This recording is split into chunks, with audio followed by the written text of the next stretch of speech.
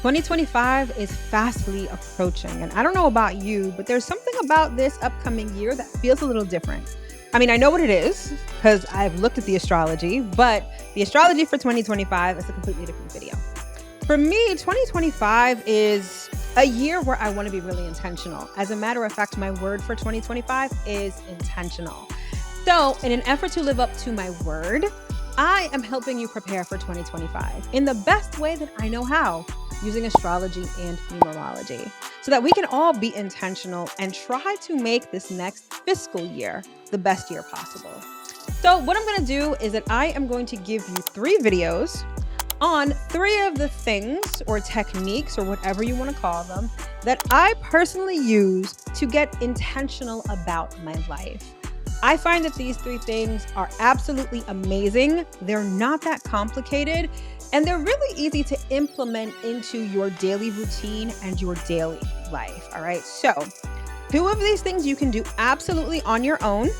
One of them you're going to need a little help. And thankfully for you, I know someone that can help you. So get comfy, get a snack, get a pen and paper or your favorite digital device to take notes, because we are getting intentional about planning our lives.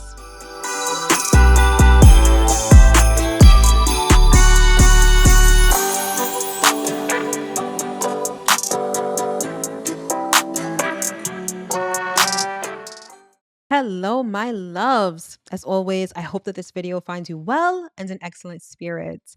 If this is our first time meeting, welcome. My name is Mel. I'm a professional astrologer and sound therapist, and I'm the founder of Divine Feminine Works, where I help people unlock their divinity and discover their magic. And as always, if you are returning, welcome back. So this is part 2 of my 3-part series about preparing for 2025. So in the first part, if you haven't watched that yet, please do. Link is in the description box below.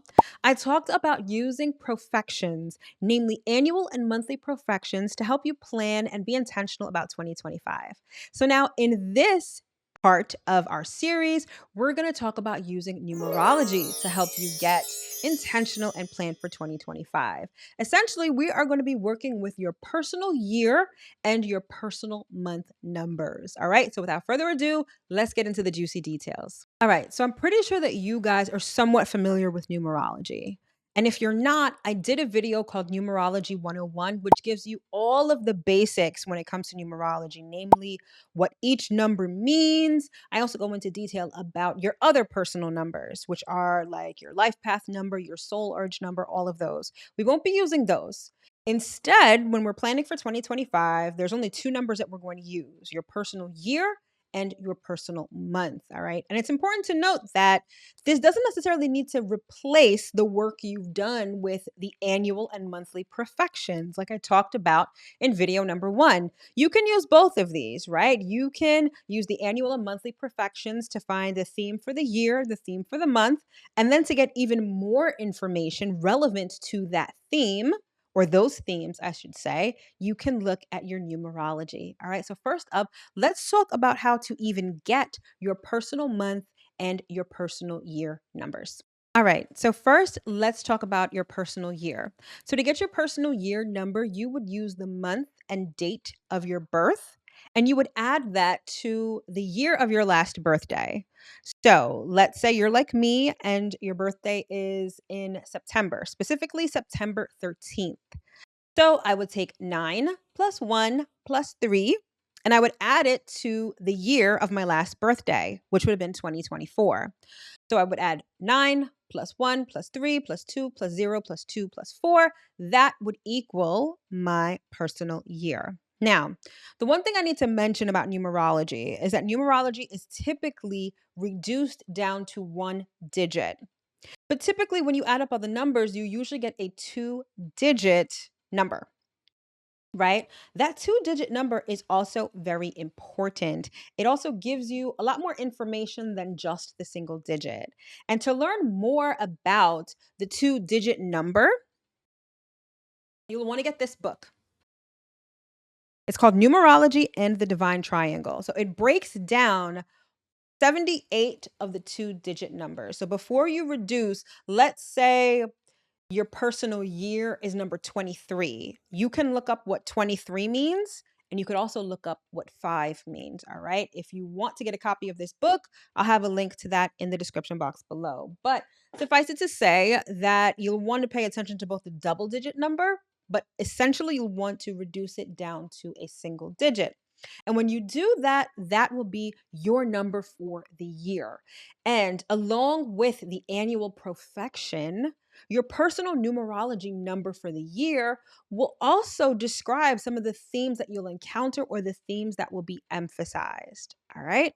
Cool. So now let's move on to your personal month number. Now, to do this, you add the number of the month in question to the double digit personal year number. Okay. Now, the personal month is for the calendar month. So, whereas your personal year is from birthday to birthday, your personal month, the number of your personal month is for that calendar month.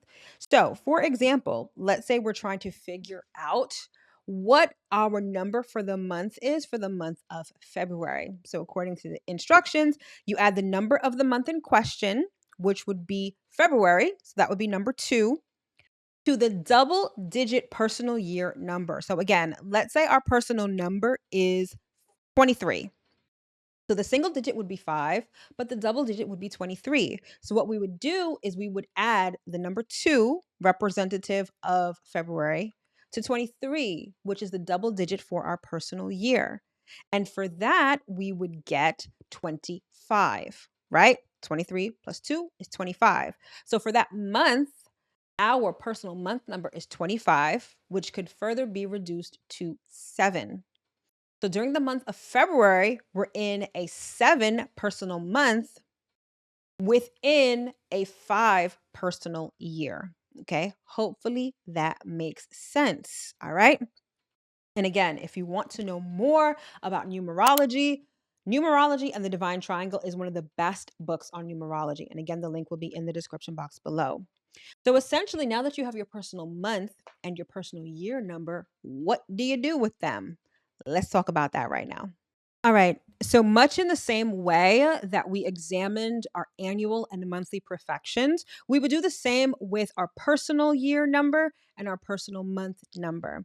And again, those numbers and their vibrations will tell us what the theme will be for that month or that year so that we can be intentional about setting goals, eliminating obstacles, and things of that nature. So again, you would examine what the theme of the year is for you based on the numerology for your personal year. All right, going back to our example in our annual perfections video, let's say that we're having a 7th house perfection year, which means that the theme of the year for us is marriage, right? And then let's say our personal number for the year is 5. Okay. 5 is the number of change. It's the number of pivoting. It's the number of flexibility. So it could mean that in 2025, this could be a year where things change on the marriage front, meaning that I'm either going to be getting into a marriage or maybe leaving one, depending on your situation. Now, if you know that, you'll know what to plan. You'll know what goals will make sense to work on. One of the best pieces of advice I got fairly recently, actually. And it's something that's so simplistic, but something I had completely overlooked. And again, when we start talking about planning for the year, especially around this time of year, we have these big, grand, lofty goals. We want to do this, we want to do that, especially as someone who is a business owner, right? You want to do all the things in the coming year. Remember, you can't do everything all at once. Certain things you have to focus on, right? So going back to our example, I'm having a 7th house perfection year. My personal year is number 5. Things are changing. Let's say I'm in a marriage and clearly it's not working. So I'm like, I might either need to separate or get divorced. That knowing that information, knowing that that's a theme that may come to a head, I'll know that perhaps maybe this is not the best year to tie up all my money into my business or invest into this because I may be getting a divorce. I'm going to have to be splitting money with this jackass or whatever, right? I don't want to tie up my money in that way because I'm going to have to split it or I'm going to have other things to do, right? So you see how using these astrological and numerology techniques, it's not about, oh, this is exactly what's going to happen and this is what you should do. It helps to prepare you for what is to come. So that way, when you start setting goals at this time or in January or what have you, it's a little more realistic. And that is a great thing because you could set all the intentions in the world, right? Everyone has a million and one resolutions come January 1st. However, ask them if they followed through with those resolutions on December 31st. A lot of those things fell by the wayside. But in the spirit of being intentional, if I know that this is what's going to come up and I'm using astrology and numerology to see the themes that are going to play out, I know that I can realistically make these goals.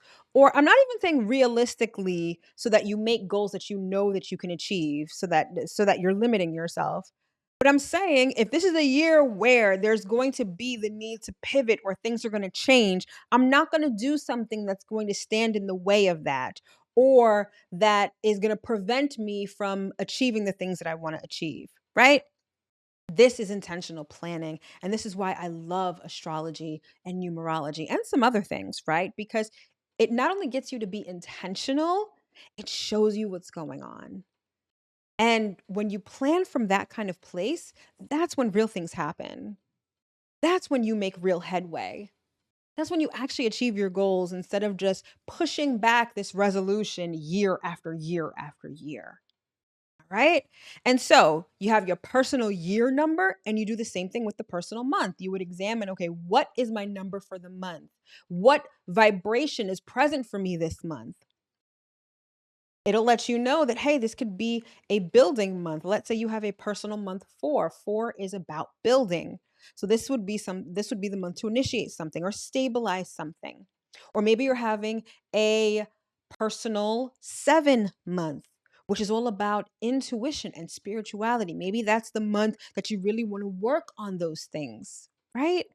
So again, we're being intentional and we're using these tools to make the next year successful. And I'm hearing the word possible. It's not that the year would be impossible without these things, don't get me wrong. But it's more so, like I said before, planning in a way that kind of makes sense and that's in alignment with nature. That's the best way to work. All right, my loves. So that concludes this second video in our 3-part series about planning for 2025. All right. If you haven't seen part 1, it's right here. Definitely check it out. But if you already have and you're ready to move on to part 3, that video will be right here. So keep it going in the series. All right, my loves. See you over there.